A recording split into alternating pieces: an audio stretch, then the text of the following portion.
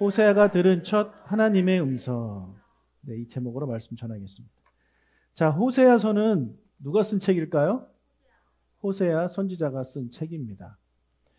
자, 선지서는요, 크게 대선지서와 소선지서로 나눕니다. 대선지서는 이사야, 에레미야, 에스겔, 다니엘 이렇게가 대선지서고, 호세아부터 말라기까지가 소선지서입니다. 대선지서와 소선지서를 나누는 구분이 뭘까요? 기준이 뭘까요? 예, 분량입니다. 예, 얼마나 많이 썼느냐. 많이 쓰면 대, 적게 쓰면 소예요. 그런데 퀴즈. 호세아서는 14장이고 다니엘서는 12장입니다. 그런데 왜 다니엘이 대선지서고 호세아는 소선지서일까요? 장은 이 다니엘서가 훨씬 많은데, 훨씬 적은데, 절수가 적습니다. 장은 많은데 절수가 적어요. 그래서 절수를 다 합쳤을 때 이제 호세아서가 소선지서가 되는 겁니다. 자, 오늘 본문을 한번 우리 관찰을 해보도록 하겠습니다.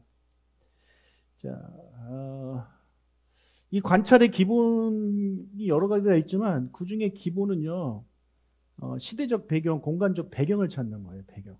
이게 어느 시대 때 이야기냐. 우리가 드라마를 봐도요, 배경이 중요하잖아요. 이게 조선시대 얘기인지 지금 현대시대 얘기인지 우리가 그걸 먼저 알아야 되는 거 아닙니까? 그건 당연한 거예요. 자, 그렇다면 호세아서의 시간적 배경과 공간적 배경은 어디인지 우리가 그걸 반드시 알아야 됩니다. 자, 1장 1절에 그게 나와요. 같이 한번 읽어볼까요? 우시야와 요담과 아하스와 히스기야가 이어 유다 왕이 된 시대에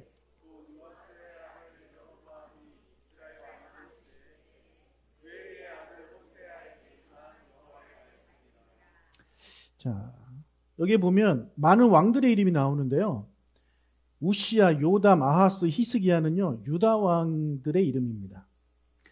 그리고 이스라엘의 왕은 여로보암입니다. 이스라엘의 왕 중에 여로보암이 2명 나와요. 그래서 여기는 두 번째 나오는 왕이기 때문에 우리가 보통 여로보암 2세라고 합니다. 근데 성경에는 그냥 여로보암이라고 나와요. 여러분, 원래 이스라엘은 나라가 하나였어요.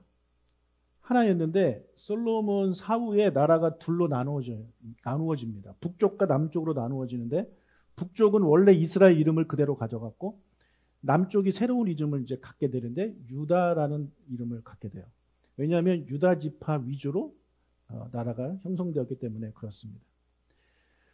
그래서 우리는 흔히 남유다, 북이스라엘 이렇게 말을 해요. 그런데 성경에는 그렇게 나오지 않아요.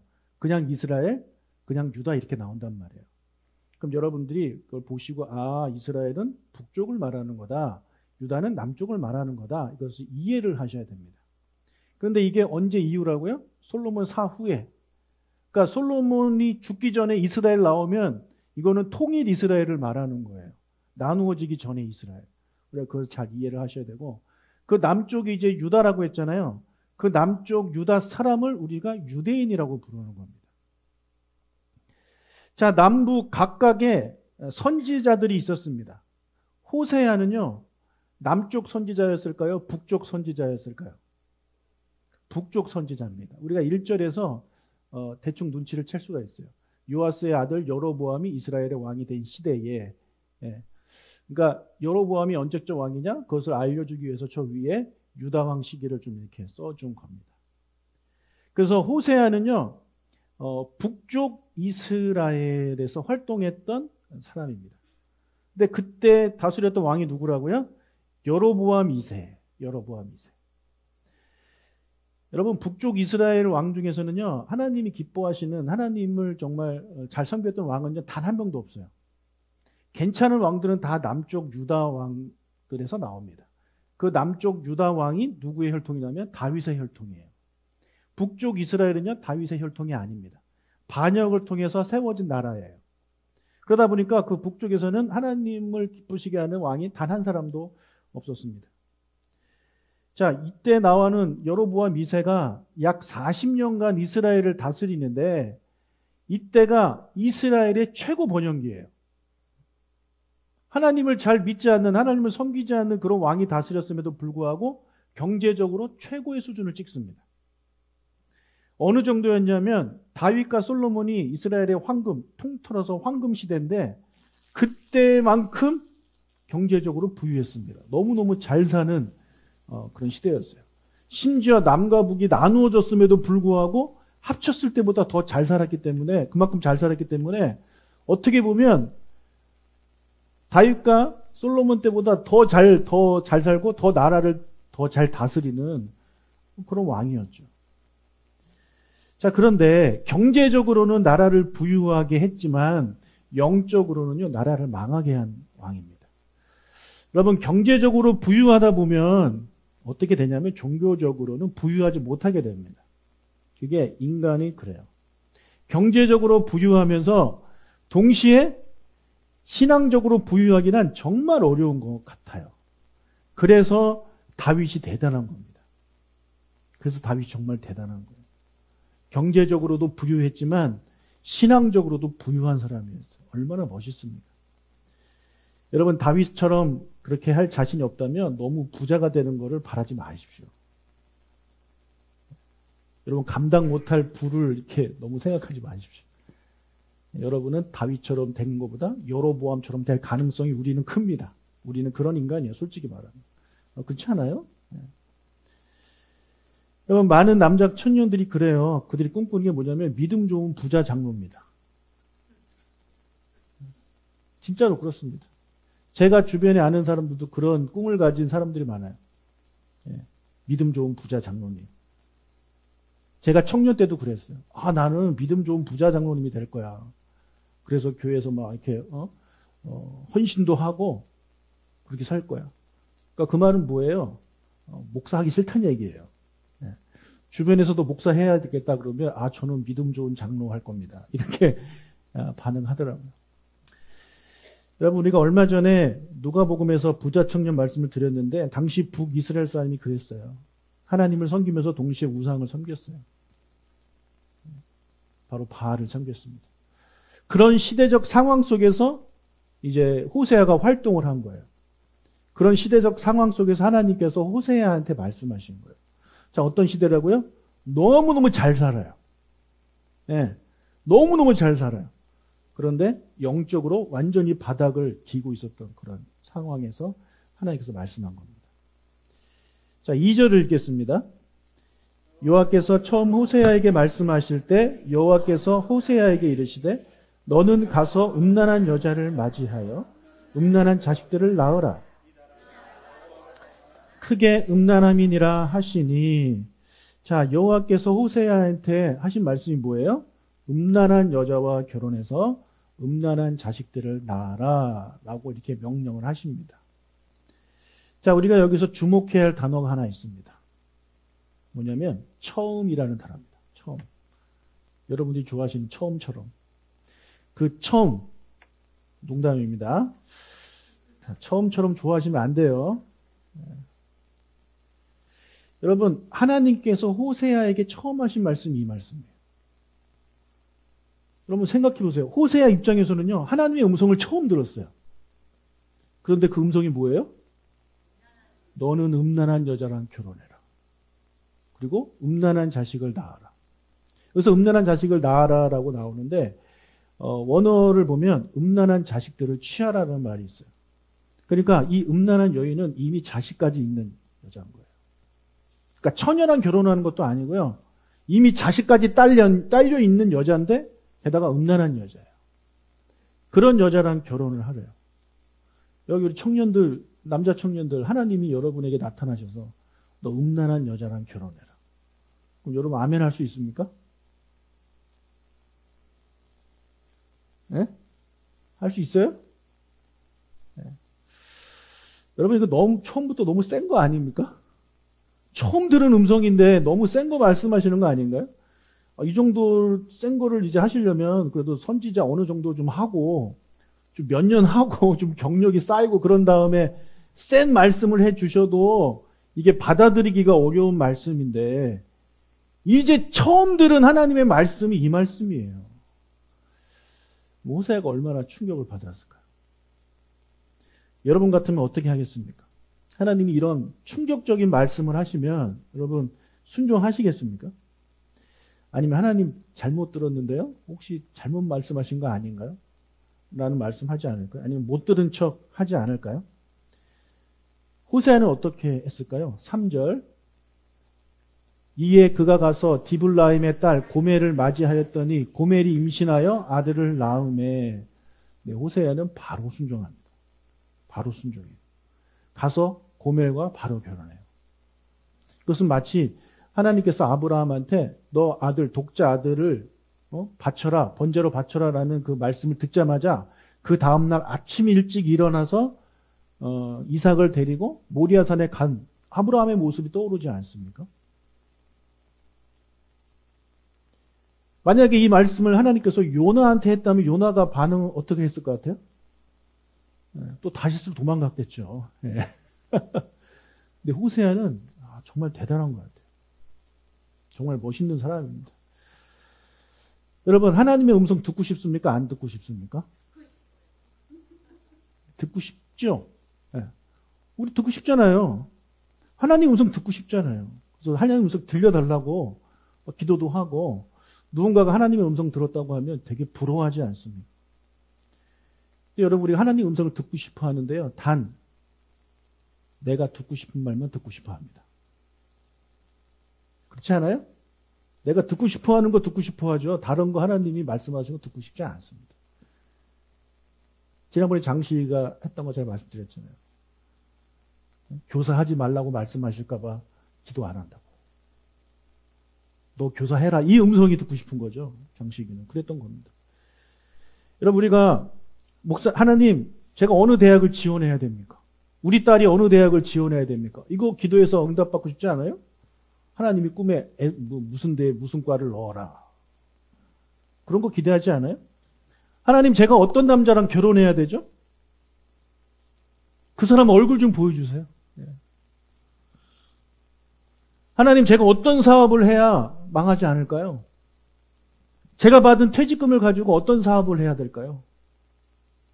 하나님, 제가 어떤 병에 걸렸는데 어떤 병원에 가야 될까요? 어떤 병원, 어떤 의사한테 진료를 받아야 이것이 깨끗이 나을까요? 이런 거 듣고 싶지 않습니까? 그래요, 안 그래요? 이런 거 궁금해합니다. 이거 듣고 싶어요. 그래서 이런 것들이 궁금해서 하나님께 기도하죠. 여러분, 점쟁이를 찾아가는 것과 뭐가 다릅니까? 그러니까 우리가 하나님을 그냥 돈 얼마 주면 만날 수 있는 점쟁이 취급을 하고 있는 거죠. 여러분, 하나님은요, 끊임없이 우리한테 말씀하세요. 끊임없이 말씀하세요. 여러분이 안 듣고 있는 겁니다. 왜? 그 말씀 중에 상당수가 내가 듣기 싫은 말씀을 하시기 때문에 그렇습니다. 하나님이 우리에게 끊임없이 하시는 말씀이 뭐예요? 무슨 말씀 주로 하시나요, 우리한테? 사랑해라. 그렇지 않아요? 용서해라. 섬겨라. 복음을 전해라. 희생해라. 이런 거 말씀하시잖아요. 그렇죠. 그러니까 우리가 듣고 싶지 않은 말씀이죠. 하나님, 저 용서하기 싫은데요. 하나님, 저 사랑하고 싶지 않은데요. 저 섬김 받고 싶은데요. 저 전도하는 거 부담스러운데요. 큐티하라고요? 아우. 네. 우리 그렇게 하지 않습니까? 그러니까 내가 듣고 싶지 않은 말씀을 하나님이 계속 하시니까 안 듣는 거죠. 네. 안 듣는다는 얘기는 순종하지 않는다는 거예요. 이게 우리의 모습입니다. 호세아는 정말 충격적인 말을 하나님께 들었어요. 처음 듣는 말씀이 이 말씀이에요. 그런데도 그가 바로 순종하잖아요. 이런 순종함이 우리에게도 있기를 소원합니다. 여러분, 듣고 싶은 말씀만 듣기를 원하고 듣고 싶은 말씀만 순종하려고 하지 말고 정말 순종하기 어려운 이런 말씀에 순종할 수 있는 우리가 되시길 주님의 이름으로 축복합니다. 여러분, 혹시 여러분에게 하나님께서 그동안 수없이 말씀하셨는데 여전히 순종하지 않고 있는 말씀이 있습니까? 끊임없이 하나님이 말씀하시는데 들으면서도 행동하지 않는 것이 있습니까? 하십시오. 그럼 그거 할 수 있도록 힘을 달라고 기도도 하지 마세요. 그냥 하면 돼요. 힘을 주세요라고 기도하는 건 어떻게 보면 그거예요. 하나님이 힘을 안 줘서 못하는 겁니다. 이런 핑계 대는 거 아닙니까? 그래요, 안 그래요? 여러분이 하면 돼요. 하면 되는 건데 내가 안 하는 거죠. 안 하면서 하나님 그걸 할 수 있도록 힘을 주세요. 어떻게 보면 되게 멋진 기도인데 정말 힘을 달라고 기도하는 사람이 있을 수 있겠지만 어떤 사람은 제가 봤을 때 이거를 악용하는 거예요. 하나님이 힘을 안 주셨기 때문에 내가 못하고 있는 겁니다. 핑계대기 얼마나 좋습니까? 그냥 하면 되는데. 그러니까 예수님이 우리한테 그 제자들한테 말씀하실 때도 어떤 비유 말씀하시고 뭐라고 하냐면 너도 가서 이와 같이 해라.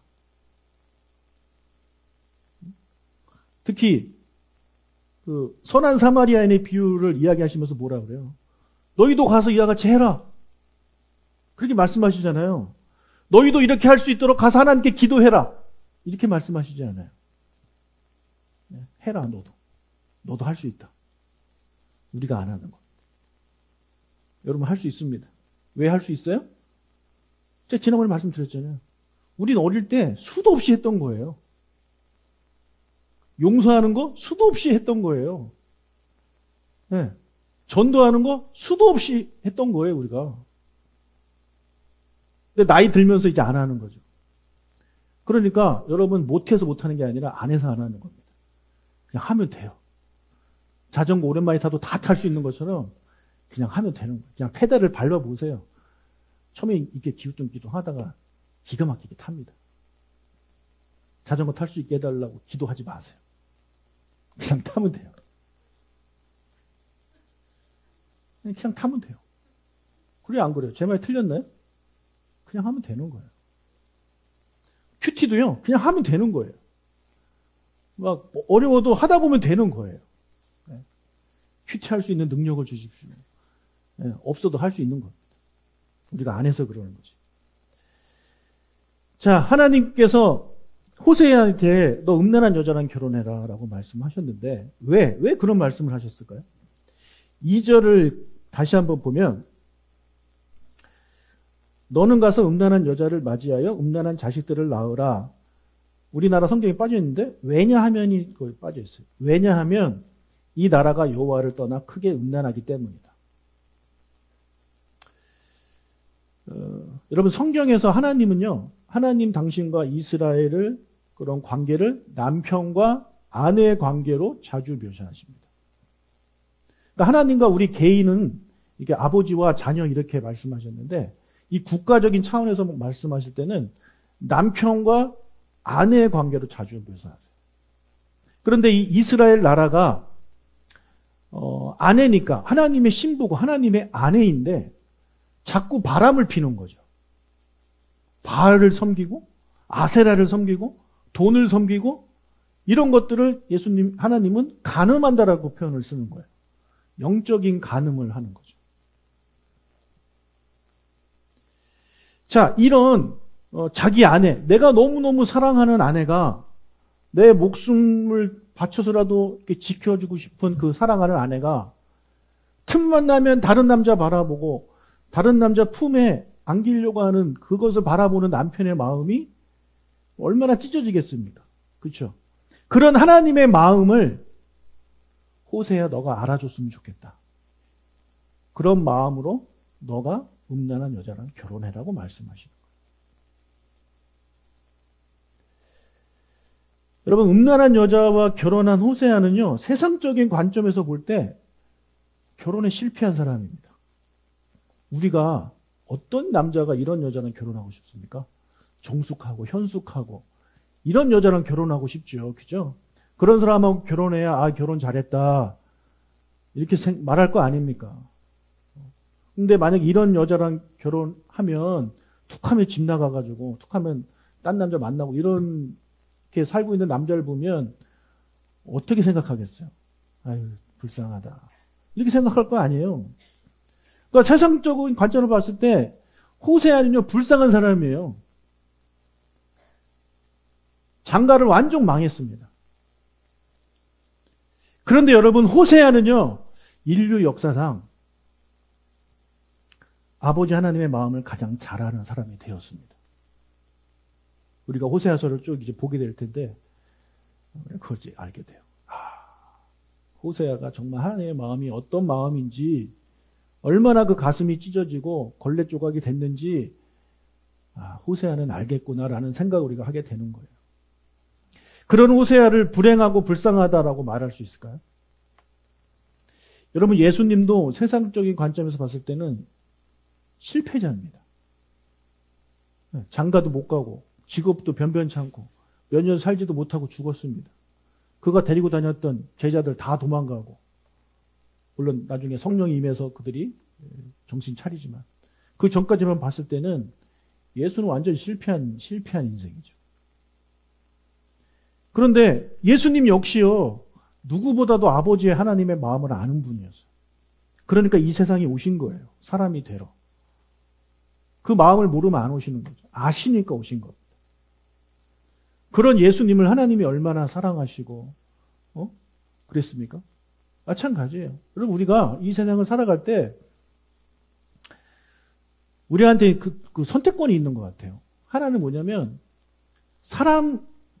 사람들의 마음에 쏙 드는 인생을 살고 싶은 마음, 누가 봐도 부러워하는 마음, 그런 인생, 누가 봐도 좋겠다, 저렇게 나도 살고 싶다, 이런 생각을 가지면서 살고 싶은 마음.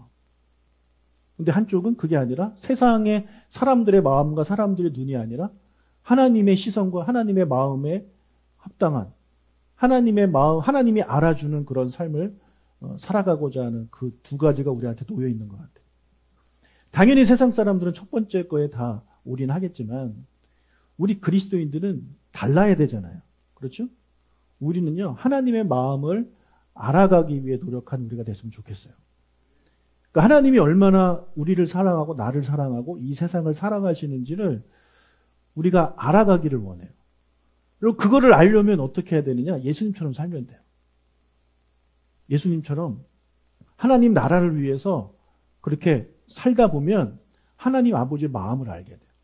왜요? 우리는 계속 거절당할 거거든요.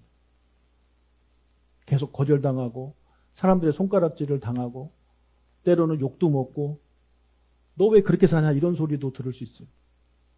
그럴 때 우리가 하나님 아버지의 마음을 알게 되는 거예요. 하나님도 이렇게 사람들한테 거절당하시는 거예요. 지금만 그런 게 아니라 수천 년 동안 하나님은 사람들한테 계속해서 거절당하셨구나. 얼마나 마음이 아프셨을까. 이런 것들을 우리가 알게 되면, 그 하나님 아버지의 마음을 알게 되면 하나님을 더 사랑하게 되는 거죠. 근데 교회를 다니면서도 하나님의 마음에는 관심이 없어요.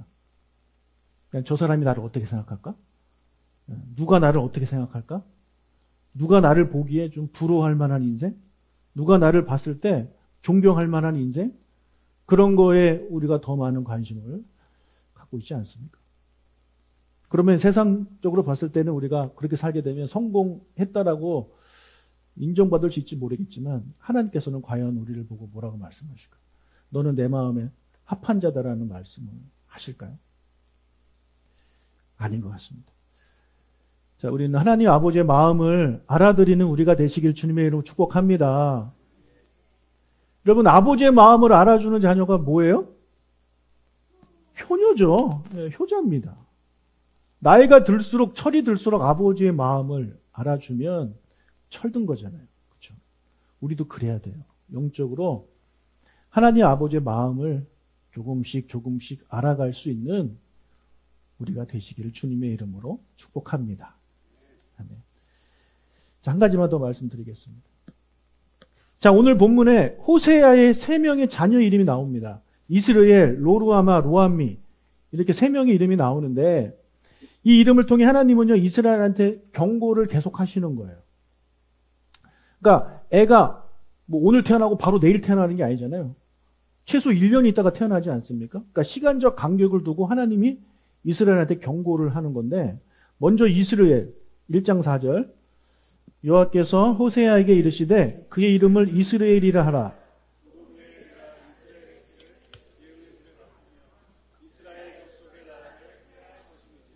자, 여기 나오는 예후의 집에 이스라엘의 피를 갚는다는 얘기는 뭐냐면 여기 나오는 예후의 집은요. 예후 왕조를 말해요. 다윗의 집도 다윗 왕조를 말하는 거예요. 여러분 북쪽 이스라엘은요. 다윗 왕조가 아니에요. 반역을 해서 세워진 나라예요. 근데 이것이 계속해서 반역자가 일어나요. 그 중간에 일어났던 반역자 한 명이 또 예후예요. 그 예후가 하나님의 명령을 가지고 그 전의 왕들을 잘못한 사람들을 이렇게 죽이고 했는데 거기서 더 과한 거예요. 하나님이 말씀하신 거 그 이상으로 하기 시작했어요. 자, 그래서 그가 이제 정권을 잡게 됐는데 그의 증손자가 바로 누구냐면 여로보암 2세입니다. 그래서 하나님은 호세아의 첫째 아들의 이름을 통해서 이 첫째 아들의 이름이 뭡니까? 하나님이 흩으실 것이다. 그래서 너희들 계속 이렇게 우상 숭배하면 내가 너희들을 흩을 거야 라고 경고하고 있는 거예요. 북쪽 이스라엘한테 하시는 말씀입니다. 근데도 그들이 말을 듣지 않아요. 그러니까 이제 호세아가 둘째를 임신하게 되는데 그 이름을 로루하마라고 짓습니다. 6절. 고멜이 또 임신하여 딸을 낳음에 여호와께서 호세아에게 이르시되 그의 이름을 로루하마라 하라. 내가 다시는 이스라엘 족속을 긍휼히 여겨서 용서하지 않을 것임이니라. 자, 로루하마의 뜻이 뭐래요? 내가 다시는 이스라엘을 긍휼히 여기지 않겠다. 그래서 용서하지 않겠다라는 거예요. 너희들 계속 이렇게 우상 숭배하면 내가 너희를 흩을 건데 그래도 너희들 계속 말을 안 듣고 있지? 그럼 내가 너희들 이제는 긍휼히 여기지 않을 거야. 내가 지금까지 너희들을 긍휼히 여겼기 때문에 너희들 그냥 놔줬는데 더 이상 나는 너희들을 긍휼히 여기지 않을 거야. 용서하지 않을 거야. 이렇게 말씀하셨어요. 근데도 북쪽 이스라엘 사람들은 말을 듣지 않아요. 계속해서 우상을 섬겨요. 이제 셋째가 태어납니다. 9절. 여호와께서 이르시되 그의 이름을 로암미라 하라. 너희는 내 백성이 아니요 나는 너희 하나님이 되지 아니할 것임이니라. 이제 뭐라고 말씀하세요? 내가 이렇게까지 얘기했는데 너희들 계속해서 내 말을 듣지 않고 우상을 섬겨? 너희들은 더 이상 내 백성이 아니야. 나는 네 하나님이 아니야. 관계를 끊으시는 거예요. 여러분 우리가 자식한테 그 최후에 하는 게 뭡니까? 호적에서 파는 거라고 하잖아요. 그렇죠? 정말 파인 사람이 있는지 모르겠는데 처음에 그냥 나가!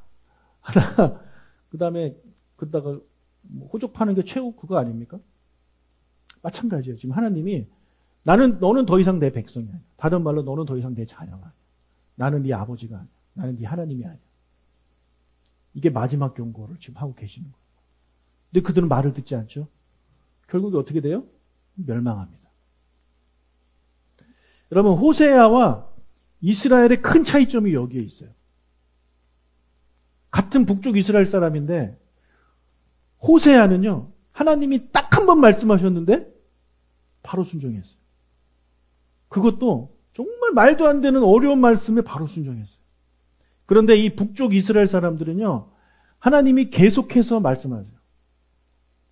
설득도 하시고 이게 안 되니까 하나님 겁도 주시고 경고도 하시고 이렇게 수년에 걸쳐서 계속 말씀하시지만 이 사람들은 말을 듣지 않아요.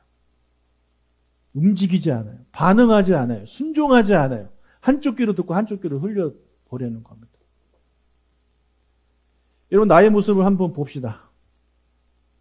나는 어떻습니까? 나는 호세와 같은 사람입니까? 아니면 이 예후의 집과 같은 사람들입니까? 하나님이 나한테 그렇게 말씀하시는데 한쪽 귀로 듣고 한쪽 귀로 흘려보내고 있지 않습니까? 여러분 하나님이 혹시 우리한테 로암미라고 말씀하시면 어떡하려고 그래요? 내가 너한테 그렇게 계속해서 말을 하고 있는데 너 돌이키지 않니? 너는 더 이상 내 자녀가 아니야. 여러분 이런 말씀 들으면 어떡하려고 그래요? 사랑하는 여러분, 우리가 정말 이 호세아처럼 되기를 간절히 바라는데 호세아처럼 못 된다 하더라도 하나님께서 여러 번 우리에게 말씀하시고 하셨을 때 반응할 수 있는 그런 우리 자신이 되시길 주님의 이름 축복합니다. 그래서 우리가 호세아 1장 첫 번째 날 이 묵상을 하면서 우리가 뭐 여러 가지를 깨달을 수 있고 개인적으로 다 깨달은 것들이 많이 계시겠지만 그 중에 하나 제가 말씀드립니다. 북이스라엘처럼 불순종하는 인생이 아니라 호세아처럼 순종하는 인생을 살아가는 여러분이 되시길 주님의 이름으로 축복합니다. 아멘. 기도하도록 하겠습니다.